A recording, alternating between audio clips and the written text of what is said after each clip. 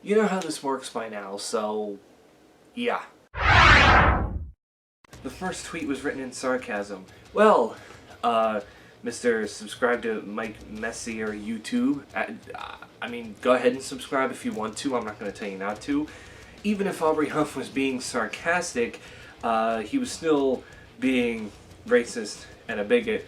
But let's check out the first tweet from that video. Maybe I misread something. He says, "I'm a proud, ignorant, hot, and rich cracker ass cracker, and my white privilege has taken me far. After all, I only got to play 13 years in the MLB because I am white.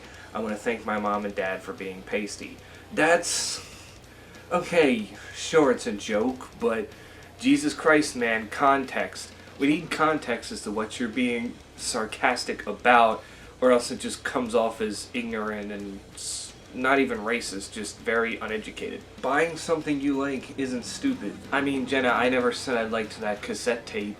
I wanted to get at least the vinyl of the Eat soundtrack, but all you can get was a stupid cassette tape that, again, I don't know why bands and artists are trying to make that come back. Like, the thing with vinyl is the sound seems so, like, well done that it makes it feel real, and on a CD and digital download you still get that pretty good feeling when listening to it. With a cassette tape, it's just a pain in the butt. You can't really skip where you want to go. You have to fast forward and hope that you don't overdo the fast forward, and the tape, sometimes the film just gets really messed up, and there's just nothing really to like about cassette tapes in general. So I just wanted a physical copy and bought the cassette tape that I'm never going to open. Other than that, yeah, I never said that I liked the cassette tape. I may like the EP in general, but really wish I didn't have to buy a cassette tape to have a physical copy. Thank you so much for doing this review. I'm happy you enjoyed it, and thank you so much for the 8 out of 10.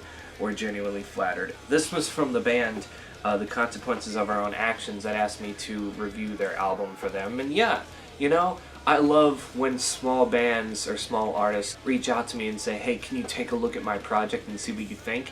And people think that I gave it an 8 out of 10 because I was just kissing up to them because they sent me the email. No, I think every artist that does email me should know that I'm going to be honest with what I have to say. There's definitely going to be stuff that maybe I get suggested to listen to from smaller artists that I don't particularly like.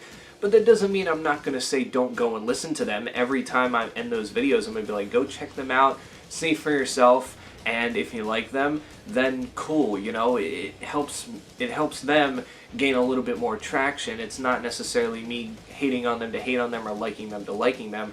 I'm going to give you my opinion, but I will still suggest you to take a listen for yourself before even, you know, judging anything. It's more of a, I guess, thing where I'm going to give constructive criticism, and I'm just glad that they weren't like, "Oh, I'm 8, you should have gave us a 10. Like, they know an 8's good, and they probably knew that their album from the beginning wasn't perfect, but in the end, some people just understand it more than others. When you're drunk, you do and say things you don't have the courage to do and say when you're sober. It's not an excuse. Well, see, Chris Broughton, I mean, if you're drunk and you don't have the courage to say and do things when you're sober, again, I understand that, but it's still an excuse. He's still kind of circling around the fact that he said the N-word, whether he was drunk or not. I think I mentioned this in one of my live streams or the video that I made about it. It's one of those things where just take responsibility. It came out of your mouth. It's nothing else. Again, I'm going to trace back to the PewDiePie apology. When he said the N-word playing that game, he came back with this quick 2.5-minute apology, said, "You know what, it was out of frustration, but I said what I said, it came from me, and I take full responsibility. I'm going to learn, and you're never going to hear me say it again." And what you know, 3 years later, he hasn't said it again, and he hasn't felt the need to say it again. So yeah, I don't think canceling Mr. Wallen was the answer, but he still had to face some consequences for saying a word that, again, is a word, but it was a word that was made for hatred towards someone of a different skin color, making it a word that isn't okay to say. The fact that people still want to, you know, defend him and take it off the hook like, "Oh, well, he was drunk when he said it," that shouldn't matter. He still said it, so what's your point here? The dislike bar shows the age range of stupid kids. Oh, this was off my reacting to Pitchfork's top 200 albums of the 2010s list. I mean, I guess, I know the likes are or way less than the dislikes, which I don't know is a problem. I guess maybe it's because I said there was a lot of popular albums on there that I didn't necessarily like or wasn't a fan of, but you know how people can get. And an interesting thing, did you see YouTube? They still have the dislike button, but unless you're on your YouTube studio, you cannot see how many dislikes a video or one of your videos has. They show the likes, but the dislikes, it's still a button. Just know, I didn't disable that. If I were to disable it, both likes and dislikes would be off, not one or the other. So that's YouTube's doing, not mine. It's confusing. Either have the dislike button and show us how many people are disliking, or just get rid of it altogether, because again, I don't care about the people disliking. If they don't like my opinion, then again, they don't have to come back and watch my shit. But anyway, went on a tangent there for a second. Sorry about that. Why would you waste your money on that? Like, come on, man, you're better than that. I know, right? Spending $15 on a cassette tape?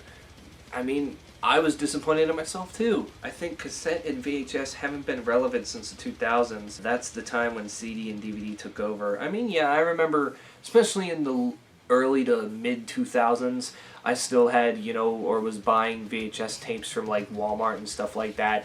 And this was around the time, you know, when CDs and DVDs were starting to gain more popularity, kind of like how after CDs it was DVDs it was Blu-ray, and after CDs we had more digital streaming, and now we got stuff like Netflix and other digital streamings where movies are more popular nowadays that we don't even need a physical copy. So yeah, it all kind of just ends up, you know, something surpasses the other eventually. But again, I bought something that, like you mentioned, nobody really cared about since the 2000s, and even people stopped caring about it then because we knew that it was a little piece of shit that was outdated and should never be brought back ever. Opinions, they all stink. This list in general deserves a toilet flush. You could have just said you don't like Kiss and left it at that. You didn't have to say it like that, but you know, again, whatever, your opinion. I should have figured that with more than double dislikes than likes on your video, that this review would be way off. How am I way off? You know, I'm not calling you wrong, because you're not. I'm not wrong either. The Garbage album, again, was just very 50-50 to me. I mean, again, if you disagree, that's fine, but don't say my opinion is way off or wrong, because opinions have no right or wrong answer, at least when it comes to music. But yes, that is it. Thank you all again for the comments. Majority continue to be nice, grateful, and have lifted my spirits. But again, we still get others that just kind of, you know, less insulting nowadays and just kind of more like very, very like, oh my god, you didn't agree with this, you're wrong. And it's just kind of like, do you want to have a civil conversation? Do you want to debate? Or do you just want to be a little whiny bitch about it? That's basically where my comments are at now. But yeah, thank you again, and just know that I appreciate the love that I've been getting on our road to 1,000 subscribers, which we are so close. We are so close. So if you know someone who likes music and enjoys it and likes watching album reviews, go and tell them to subscribe to my channel. It would help a lot. But until then, stay safe out there, and I will catch you all in the next one.